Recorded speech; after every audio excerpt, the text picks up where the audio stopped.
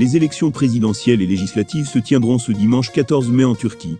Le scrutin est serré entre les deux candidats de tête, le président sortant, Recep Tayyip Erdogan, au pouvoir depuis 20 ans, et Kemal Kılıçdaroğlu, qui a réussi à rassembler l'opposition.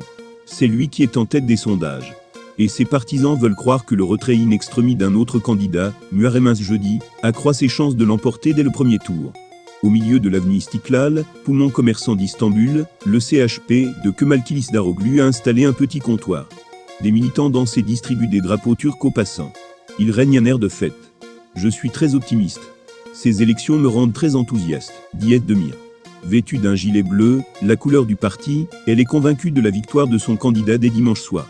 Une conviction acquise avant même le retrait de Muharrem İnce. Je ne pense pas que cela change quoi que ce soit. Que Muharrem İnce soit dans la course ou pas, on aurait gagné. Et on va gagner, assure-t-elle. Dans les rangs des partisans du CHP, l'optimisme est largement partagé. Mais pour beaucoup, le sourire est tout de même plus large encore depuis jeudi après-midi. Une étudiante qui votera dimanche pour la première fois, pleine d'espoir, témoigne. Je pensais déjà que c'était possible. Mais maintenant, avec le retrait de Muharrem İnce, nos chances sont plus grandes. Estime-t-elle.